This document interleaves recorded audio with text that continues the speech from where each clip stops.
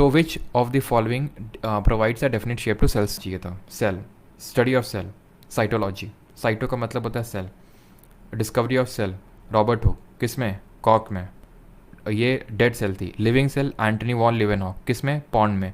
Cell theory किसने दिया, Sheldon और स्वान ने। क्लियर।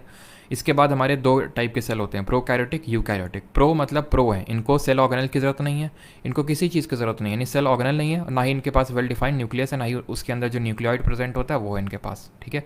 और ना ही बहुत सारे इनके पास सेल ऑर्गेनल्स हैं। सेल ऑर्गेनल क्या होते हैं, सेल ऑर्गेनल वो होते हैं जो बहुत सारे फंक्शंस को परफॉर्म करते हैं, जिन पर अभी एक एक करके आएंगे, लेकिन से पहले ये तो प्रोकैरियोटिक यूकैरियोटिक हो गया। यूकैरियोटिक का मतलब होता है जिनके पास ट्रू न्यूक्लियस होता है। यूकैरियोट, यू का मतलब ट्रू, कैरियोट का मतलब न्यूक्लियस, ठीक। दो तरह की होती हैं, plant cell, animal cell. Plant में क्या होता है, प्लांट में आपका एक सेल वॉल होता है। देखो, प्लाज्मा मेम्ब्रेन या फिर सेल मेम्ब्रेन सब में होती है, चाहे वो किसी की भी सेल हो, किसी की भी कोशिका हो, प्लाज्मा मेम्ब्रेन या फिर सेल मेम्ब्रेन देखने को मिलेगी ही मिलेगी, जो प्रोटीन और लिपिड की बनी होती है। लेकिन अगर आप बात कर रहे हैं प्लांट सेल की, या फिर मान लेते हैं कि एल्गे सेल की, या फिर जैसे कि माइकोबैक्टीरियम की, या फिर ब्लू ग्रीन एल्गे की, तो इन सब में आपको क्या देखने को मिलेगा, सेल वॉल देखने को मिलेगा।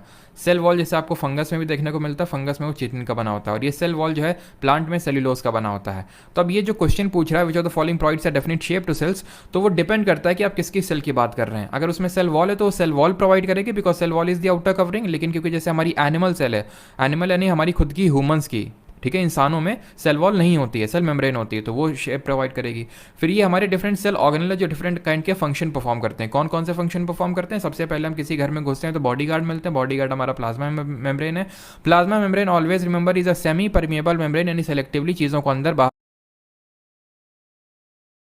आने देती है, ऑस्मोसिस और डिफ्यूजन में काफ़ी हेल्प करती है। फिर हम और अंदर आते हैं तो यहाँ पे हमें पता चलता है कि भाई एक एंडोप्लाज्मिक रेटिकुलम नामक इंसान है जो उसका धंधा है पूरा ट्रांसपोर्ट का धंधा करता है। उसके दो बच्चे हैं, रफ है और एक स्मूथ है।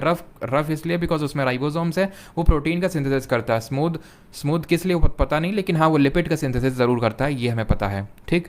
ये आपको बताना चाहिए। और ये जो खाना बना, ट्रांसपोर्ट हुआ, ये अब जाएगा किसके पास, गोल्गी अपरेटस के पास। वहाँ पे स्टोर, पैकेज, मॉडिफाई होगा, ठीक है, वहाँ पे सब मॉडिफिकेशन वगैरह होता है। फिर वो एंडोप्लाज्मिक रेटिकुलम उसको ट्रांसपोर्ट करेगा। बना दिया इन्होंने, रफ ने प्रोटीन बना दिया है और स्मूथ वाले ने फैट लिपिड। गोल्गी अपरेटस ने पैकेज डिस्पैच किया, एंडोप्लाज्मिक रेटिकुलम ने उसको ट्रांसपोर्ट कर दिया।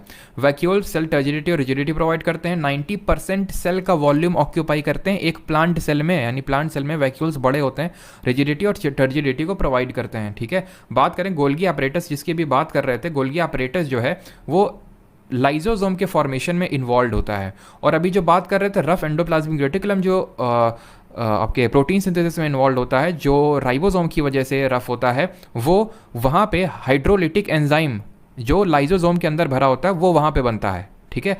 और लाइजोसोम को suicidal bag of the cell बोलते हैं, और ये हमारा एक वेस्ट डिस्पोजल मैकेनिज्म के तौर पे काम करता है, जैसे कि हाइड्रोलिटिक एंजाइम। और क्योंकि जैसे कि कोई फंक्शन नहीं कर रहा है सेल ऑर्गेनल, तो उस केस में हाइड्रोलिटिक एंजाइम फट जाता है और जो बेकार हो गई सेल को उसको समाप्त कर देता है। फिर वहीं अगर हम बात करें किसको, हम कहाँ पे एनर्जी जनरेट होती है, तो माइटोकॉन्ड्रिया, यहाँ पे एनर्जी जनरेट होती है, इसी वजह से powerhouse of the cell mitochondria को बोलते हैं। और माइटोकॉन्ड्रिया में एटीपी के फॉर्म में एनर्जी जनरेट होती है। हमारे दो सेल ऑर्गेनल ऐसे होते हैं जो खुद का डीएनए और राइबोसोम बनाते हैं, एक तो माइटोकॉन्ड्रिया और दूसरा प्लास्टिड। प्लास्टिड हमारे एनिमल सेल में नहीं होता है, प्लांट सेल में होता है। प्लास्टिड डिफरेंट टाइप का होता है, जैसे कि क्लोरोप्लास्ट, आपका ल्यूकोप्लास्ट, क्रोमोप्लास्ट। क्रोमो की वजह से कलर आता है, ल्यूकोप्लास्ट कलरलेस होता है, और वो आपका जो लिपिड्स वगैरह है, जो आपका फैट वगैरह ये सब का सिंथेसिस करता है, यानी स्टोरेज का काम होता है ल्यूकोप्लास्ट। क्रोमो कलर प्रोवाइड करता है, क्लोरो फूड बनाता है। क्लोरो मतलब क्लोरोफिल, क्लोरोफिल ग्रीन होता है, मैग्नीशियम होता है उसमें, और वो खाना बनाता है। सिंपल, खत्म। इस तरह से रिवीजन करना है। अब बताइए, सारा कुछ सेल का रिवीजन हो गया।